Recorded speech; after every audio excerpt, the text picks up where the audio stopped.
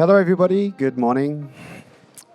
My name is Jamie Dunn. I'm the Deputy CEO here at LAWO. We're going to talk here in this last breakfast session that we have here at IBC 2025 about the business aspects of this technical transformation that is going on right now. I've got two guests with me, and which I'd like to introduce. I have Ed Barton. He is the Research Director at Caretta Research, one of the leading research companies in our industry. And I've got here Pete Emminger, who's an industry consultant.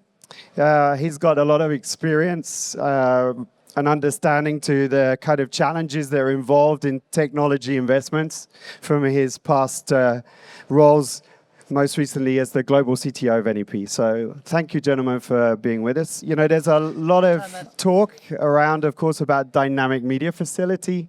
Actually, we are been showing this in the reality here in our booth, what that means. But maybe you could just explain what's basically the principle of the dynamic media facility, and you know why is there so much talk about this at the moment?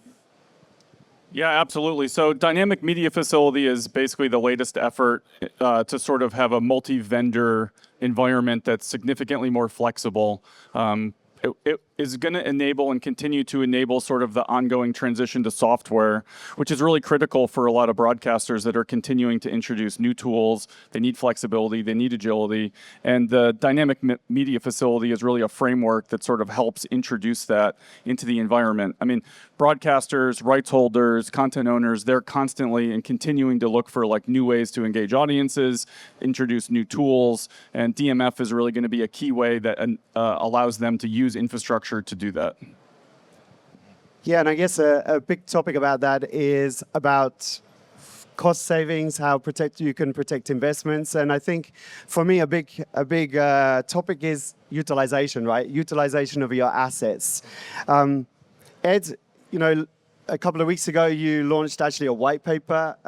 You called it Media Infrastructure Utilization Matters. So this is completely talking about this topic. So what was the research, what was the outcome of your research regarding this topic?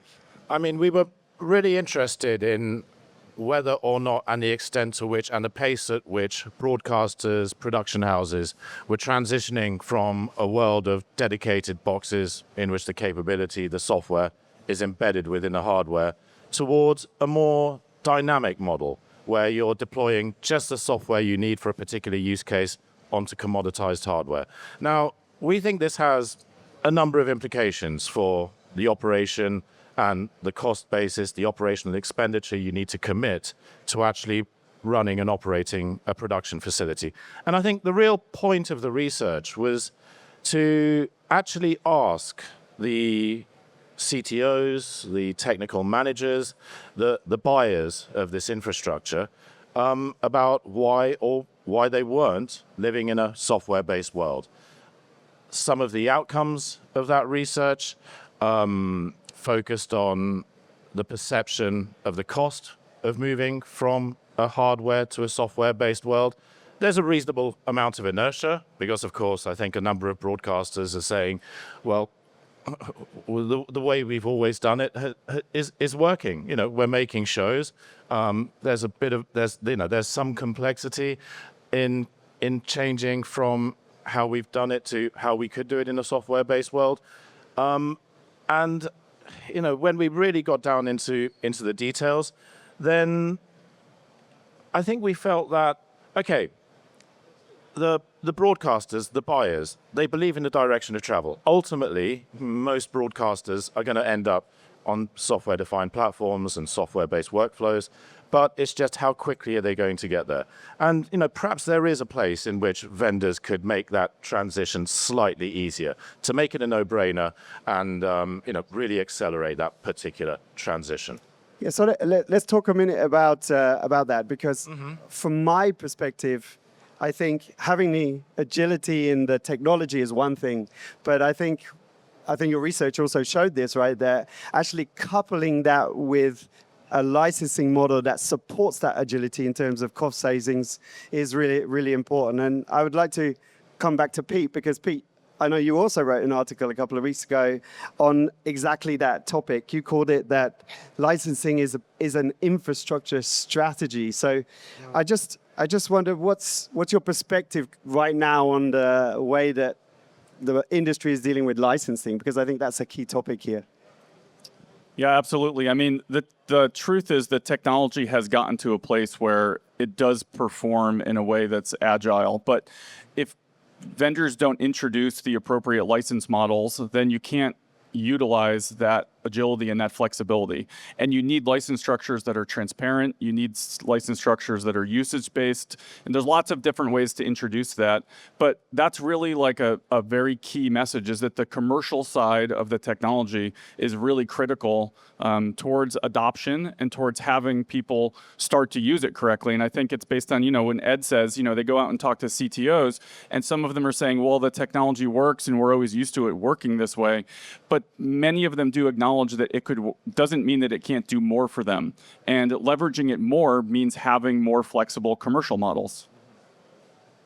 And Ed, in terms of your research, does that match up with what Pete's saying here? Yeah, absolutely. I think one of the key benefits of moving into a software-based environment was flexibility, and that absolutely comes from being able to deploy what you need when you need it, and just pay for as much as you're using it for. The agility to morph use cases for a particular studio facility or OB van much faster than you can do was also cited as a really interesting benefit. I don't think we're quite there on the configuration and orchestration layers, but that's certainly an aspiration for all of the broadcasters who are interested in this. And another read across from moving into this world is, of course, around the level of efficiency, the level of utilization you're achieving from your infrastructure, your hardware, your software, your premises, the rack space, the ducting, the cooling, all of that. We know that broadcasters in particular are in a relatively challenged space in sort of broader market conditions and the amount of money that they have to invest in their technology. None of them want to spend less on content, talent, or sports rights. So, frankly, it's technology that is getting squeezed. One of the big themes we're hearing at this show is everyone wants $1 to work even harder for them than they did before. So, absolutely, things like how efficient can this vendor help me to be? What level of utilization can this vendor help me to achieve? Are more significant factors in the buyer's mind than I think they've ever been before. So I think if we can sort of summarize the challenges today that our clients are having, I think this idea of cost savings, you mentioned that they want to get more out of their assets. That's the utilization topic. Technology is providing that today. I mean, that's what the move towards standard IT software infrastructure is about. And secondly, coupling that, as we just discussed, with commercial models that can support that. And I'm really a firm believer that you can't have one without the other. And so one thing is the technology, but we're right at a point right now, in my opinion, where the technology is really enabling us to solve those problems. I don't know if you agree here, Pete, on that. Yeah, I think, a buzzword that I've heard around the show here, I mean, there's two interesting buzzwords. One is TCO, total cost of ownership. And I think this is where a lot of these themes come together. Utilization, using your licenses to utilize your infrastructure more, thinking about your licenses in a way that they're even tracked for utilization. I mean, starting to include license tracking in your basic resource scheduling even. And this is all part of this concept of reducing TCO, which is exactly kind of in line with what Coretta found in some of the research in the white paper, that people are looking for. I mean, lower cost, yes, but increasing value, right? The rights holders, content holders, they're introducing more language content, more personalized content. And how do you drive more value? And the way you drive more value often is by maximizing what you already have. And this is a big way that that's being done today. Okay, thank you, gentlemen. I think it's a really interesting time right now in the industry. I mean, the final point I want to make, I think, is that these solutions exist today. What we have behind here is the dynamic media facility. There are vendors like ourselves who are really addressing these topics. So thank you once again, and safe trip home from IBC. Thanks very much.